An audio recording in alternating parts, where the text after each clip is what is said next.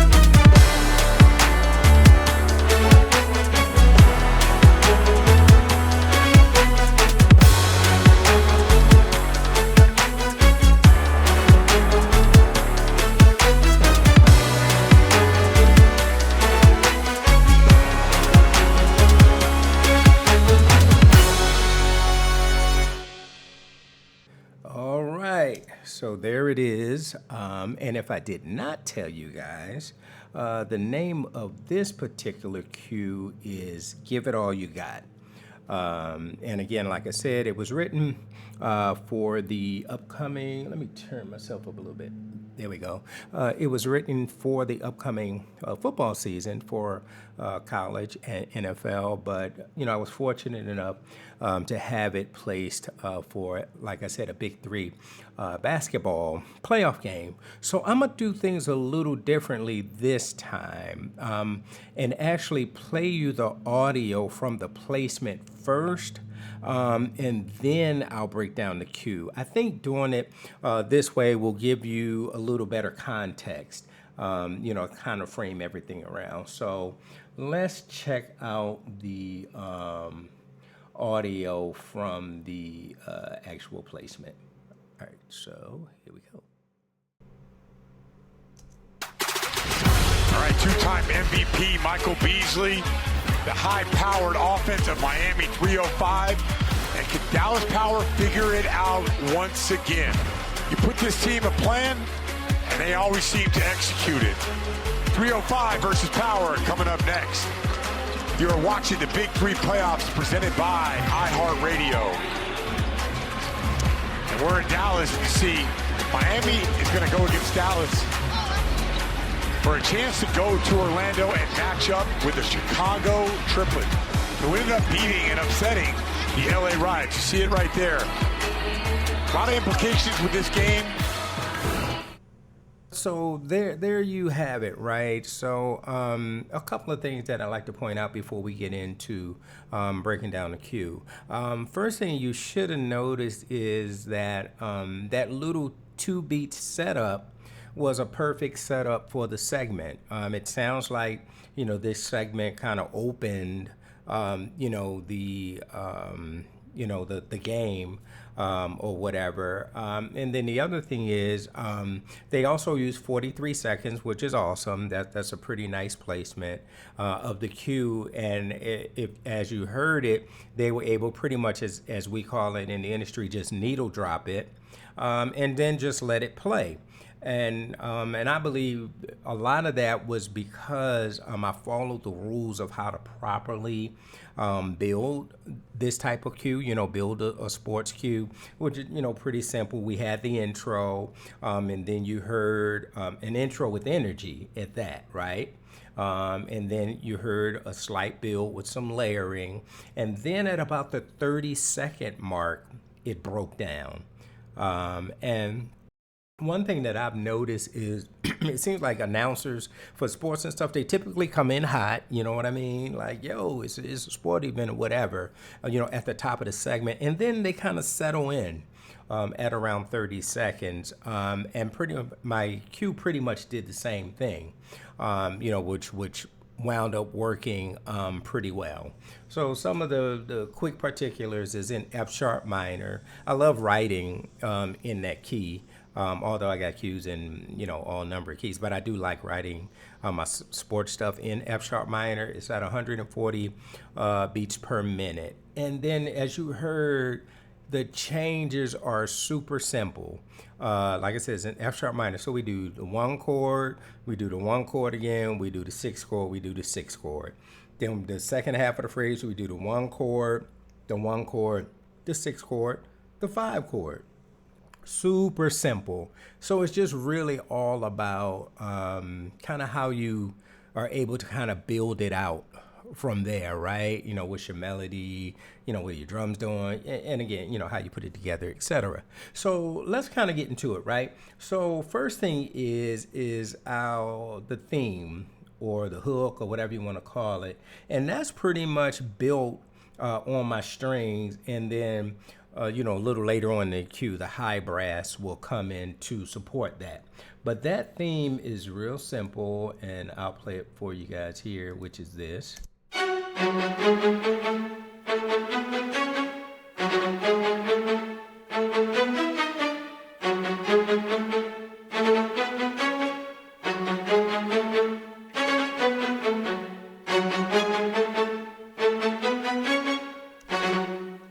And as you hear, the theme plays, and then you could hear the high strings come in, the first violins come in just to layer and to give it, just a little lift on the second half of the phrase. But that pretty much, that's the theme that this particular cue is built on. For some harmonic support, you'll hear I have this synth playing these little stabs here.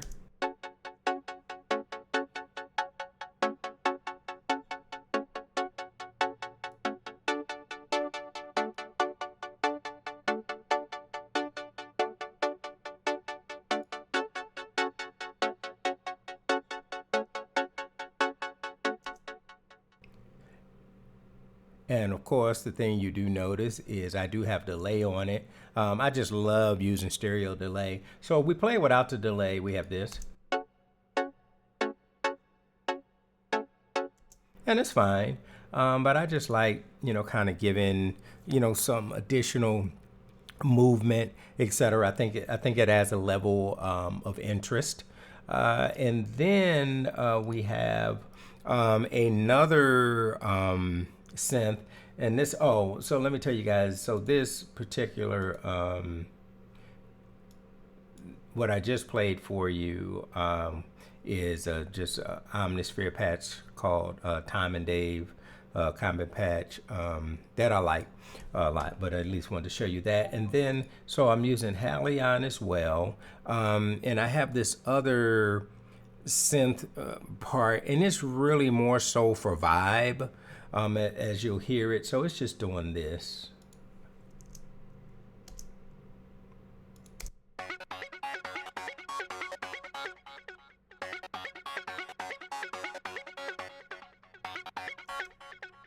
I mean, that's all it's doing. Like I said, it's just for vibe. And that is a patch called Hot Seat in Halion. And all the effects that you are hearing are just within Halion. I don't have anything additional on the patch. So we have that there, right? And then for our low brass, we just have Pandora, center brass, master low brass, and then a Brahm one shot that I'm using. So if I isolate those, one thing you'll notice is they really don't sound that great isolated. Specifically, I think because of that Brahm I have. But the reason I put that Brahm in there is it just gives me a bite that I'm looking for. So like I'll play just Pandora and Master Low Brass first.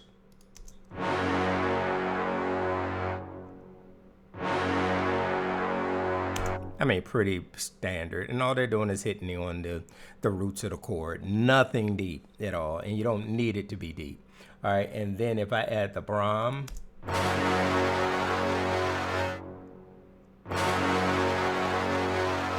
So you hear it has, it's just got that bitey kind of sound. I'll play it by itself.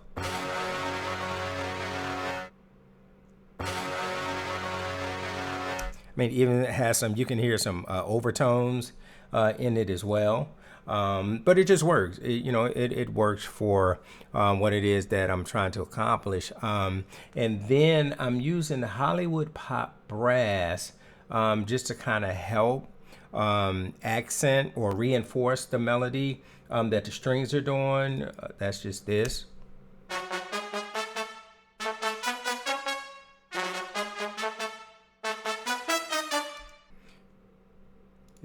That's that. And let me see here, show you this. Yeah, and it's just Hollywood, pop brass. You can just, kind of go through, call it, pull out, what you want, shorts, sustains, longs, whatever they are, and kind of, move from that regard. Typically, I'll just call up a main, and then I'll just put it on different MIDI channels. And then as you can see, that particular sound's on MIDI channel 3, and it's kind of hard to see here, but right here is MIDI channel 3, and that's just staccatos. And they got a round robin, 8 times or whatever, so at least there's some variation. But that's it. You just kind of set it up, set your MIDI channels to what articulation you want, and it's good to go. So I like using the Hollywood Pop Brass a lot in my sports stuff. It seems to work well. And then, I have my typical center brass horn ensemble, kind of with a little counter melody.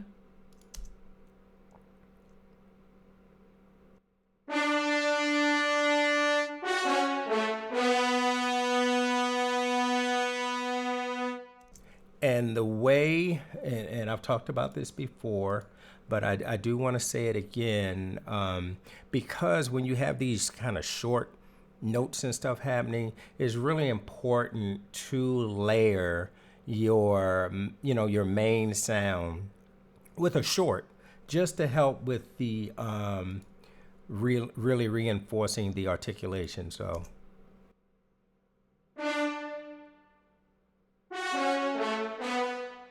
Yeah, it's just a short that I layer in with the melody, so we get some good definition there. So that's it. Just center brass horns that I'm using there. Center brass, I'm just using the full mix. Not doing very much there. I got some EQ. Going, so I got minus about 3 dB at 600 hertz. Then I got a high pass at 104. 154, I'm sorry, and then I have it low passed at 6,000 hertz. So yeah, that's it. And then I think oh, and I have a dynamic EQ in there just to help tame some of the frequencies as well. Okay, cool. Let's move to the drums. As you guys know, I always say the drums are like the lifeblood of these types of cues. So you really do need a drum groove that just got something to it. I think it really, really helps. So these are the drums.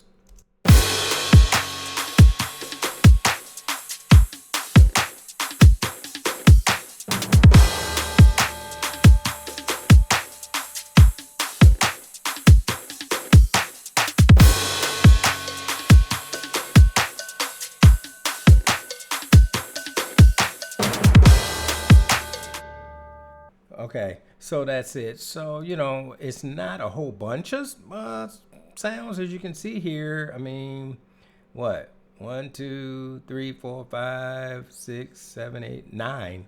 I mean, it's just 9 tracks of drums if you count the fill. I mean, excuse me, that would be 10. Excuse me, let me get me a swig of coffee. Do you swig coffee, by the way? I don't know.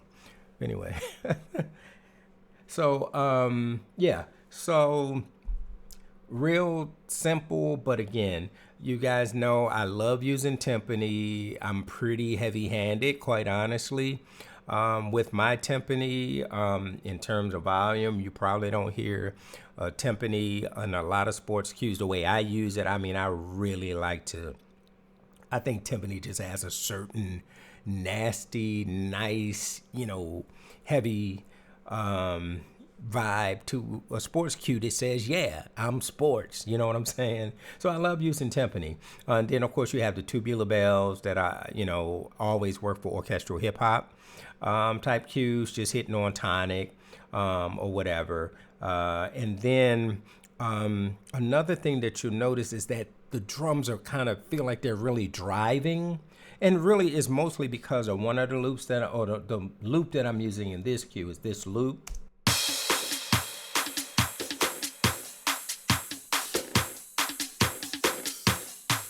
And it just has a real drive to it. And then the other thing I think that gives it a lift as we kind of get into a bigger section of the chorus or the hook is the a-go-go. So I use these a-go-go.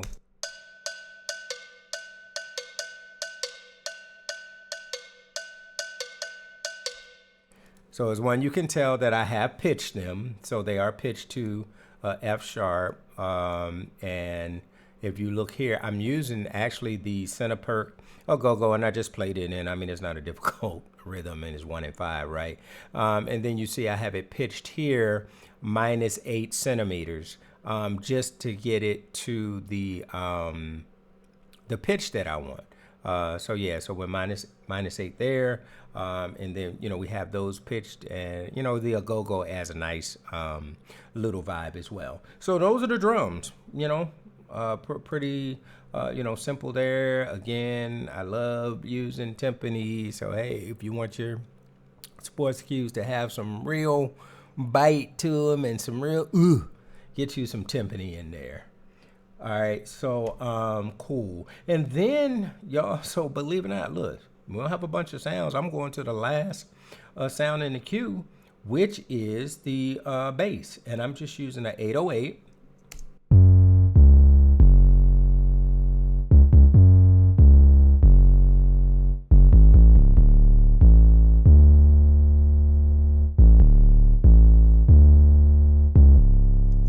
Okay, and of course I do have it sidechain to my kick drum, and I've talked about this in the past.